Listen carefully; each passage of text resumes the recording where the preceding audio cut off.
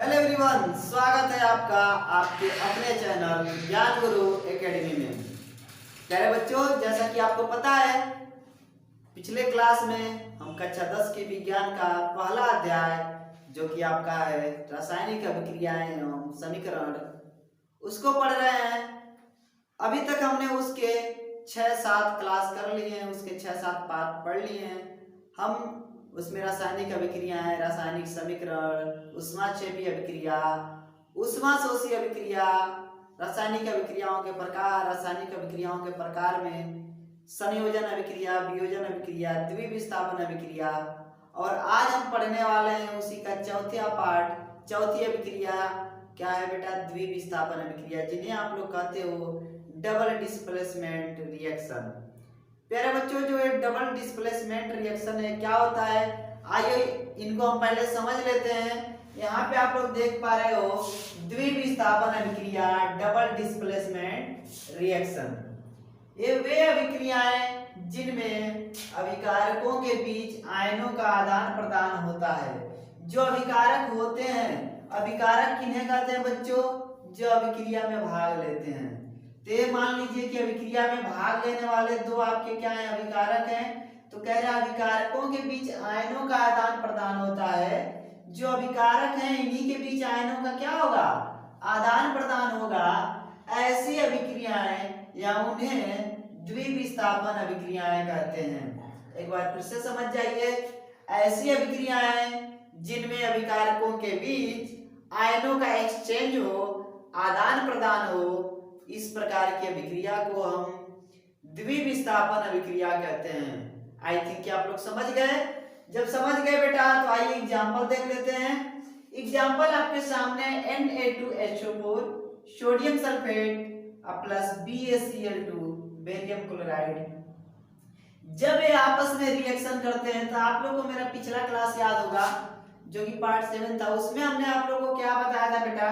कि उसमें आप लोगों को बताया था कि द्विविस्थापन अभिक्रिया, द्विविस्थापन अभिक्रिया में बताया था अभिक्रियाशीलता की श्रेणी। आप लोगों को याद होगा तो बताया था कि अभिक्रियाशीलता की श्रेणी में कौन सा तत्व ज्यादा अभिक्रियाशील है और कौन कम है। उसके लिए हमने आप लोग को एक शॉर्ट ट्रिक भी बताया था, काना कार मांगे अल्टो जैन फरारी, हीना क्यों होकर आएगी ऑटो की सवारी। तो बेटा अगर आप लोगों ने वो पार्ट नहीं देखा है तो जाके उसे आप डिस्क्रिप्शन से या फिर प्लेलिस्ट से जरूर देख लीजिए। मैं उसका लिंक आपके डिस्क्रिप्शन में डलवा दूंगा सर से कह के, ठीक है? तो आइए देखते हैं example. Na2SO4 sodium sulphate BaCl2 barium chloride. जब ये आपस में रिएक्शन करेगा तो बेटा होगा क्या? बेरियम जो होता है इससे ज्यादा अभिक्रियाशील होता है। तो क्या होगा? बेरियम के साथ इनके आयन का एक्सचेंज होगा और सोडियम के साथ इनके आयन का एक्सचेंज होगा। तो बेरियम सल्फेट और यहाँ पे सोडियम क्लोराइड। तो यहाँ पे जो हमें उत्पाद मिलेगा, देखिए वही चीज से मिली, बेरियम सल्फेट और सोडियम क्लोराइड, ठीक है? तो यहाँ पे आपने देखा कि द्विविस्थापन अभिक्रियाएं वे अभिक्रियाएं होती हैं जिनमें अभिकारकों के बीच में आयनों का क्या हुआ? आदान प्रदान हुआ। इस प्रकार की अभिक्रिया को हमने क्या कहा बच्चों? द्विविस्थापन अभिक्रिया कहा। क्या कहा? द्विविस्थापन अभिक्रिया। इसमें कभी कभी एग्जाम्स में कि इंपोर्टेंट पॉइंट पूछ लेता है आपके 10वीं के एग्जाम में, कभी कभी पूछ देता है बेटा कि अवक्षेपण अभिक्रिया किसे कहते हैं। तो अवक्षेपण अभिक्रिया की जो परिभाषा होती है हम यहीं से इसको निकाल लेते हैं। जिस अभिक्रिया में जो जल होता है, जल में अविलेय लवण, जो लवण है बेटा वो जल में विलेय नहीं है, अविलेय है, हमेशा ध्यान दीजिएगा। जैसे मान लीजिए कि आपके पास कोई पात्र है, ठीक है? क्या है? कोई पात्र है और इस पात्र में आप क्या कर रहे हो? जल लिए हुए हो। क्या हो बेटा? जल लिए हुए हो। तो इस जल में अविलेय लवण, विलेय वो होता है जो पूरी तरह से उसमें घुल जाता है और अविलेय वो होता है जो उसमें घुलता नहीं है। तो जल में अविलेय लवण यानी कि अवक्षेप प्राप्त होता है। वह अवक्षेपण, जो अवक्षेप प्राप्त होता है, जो घुलता नहीं है, जो विलेय नहीं होता है, उसी प्राप्त अवक्षेपण को वह अभिक्रिया क्या कहलाती है? अवक्षेपण अभिक्रिया कहलाती है, जो हमें प्राप्त होता है। जैसे यहाँ पे आप लोग एग्जांपल देख पा रहे हो बेटा, sodium sulphate Na2SO4 plus BaCl2 barium chloride. जब इनका आपस में हम रिएक्शन कराएंगे, ठीक है, तो सेम अभिक्रिया आपको ऊपर वाली ही दिख रही है, सेम अभिक्रिया ध्यान से देखिए, सोडियम, ठीक है, सल्फेट और बेरिलियम क्या है, क्लोराइड, तो वहीं पे सेम वही चीज रिएक्शन हुआ, सेम जो ऊपर हुआ, ध्यान से देखिए आप लोग, क्या हुआ, सोडियम का किसके साथ, क्लोरीन के साथ, क्योंकि इनके आयनों के बीच क्या हुआ है, आदान प्रदान हुआ है, और बेरिलियम सल्फेट के साथ। यहाँ पे आप लोग देख पा रहे हो कि इस प्रकार की अभिक्रिया को हम किस प्रकार की अभिक्रिया नाम देते हैं बच्चों, इसी प्रकार की अभिक्रिया को हम क्या कहते हैं, अवक्षेपण अभिक्रिया कहते हैं। आई थिंक कि आप लोग द्विविस्थापन अभिक्रिया समझ गए हैं, यानी कि यहाँ पे किसका योग हुआ बेटा, हाइड्रोजन का योग हुआ, किसका योग हुआ, हाइड्रोजन का योग हुआ। तो इस तरह से आपने क्या क्या समझ लिया, अपचयन अभिक्रिया और उपचयन अभिक्रिया। यहाँ आपकी क्या है, अभिक्रिया का सेक्शन कंप्लीट हो गया बेटा।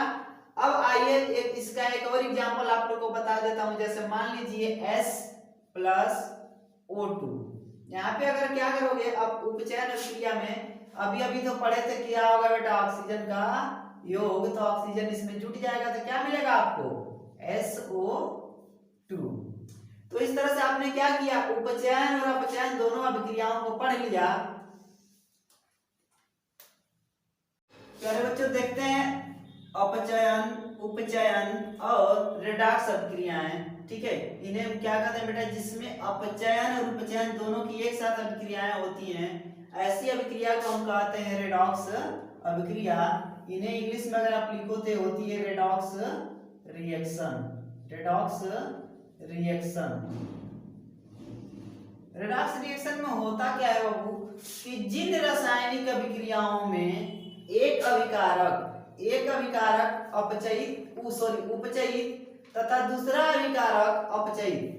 उपचयित में क्या होता था कि ऑक्सीजन की क्या होती थी, ठीक है, ऑक्सीजन का योग होता था, और अपचयित में क्या होता था कि ऑक्सीजन की कमी होती थी, ठीक है। तो एक अभिकारक क्या हो, उपचयित हो, तथा दूसरा अभिकारक अपचयित होता है।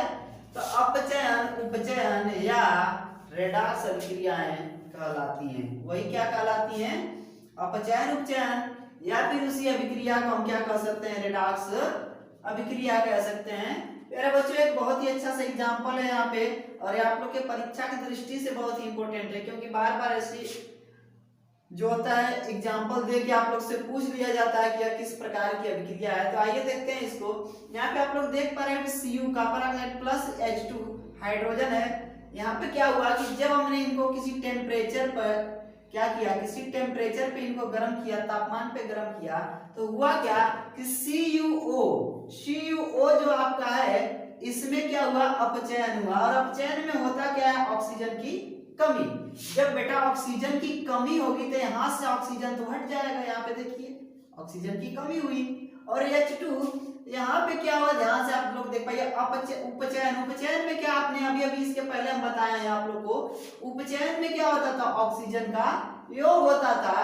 तो यहाँ पे आप लोग देख पा रहे हो कि हाइड्रोजन में क्या होगा, ऑक्सीजन का योग हो जाएगा। तो इसी तरह से हमने एक ही अभिक्रिया में दोनों चीजें पढ़ ली।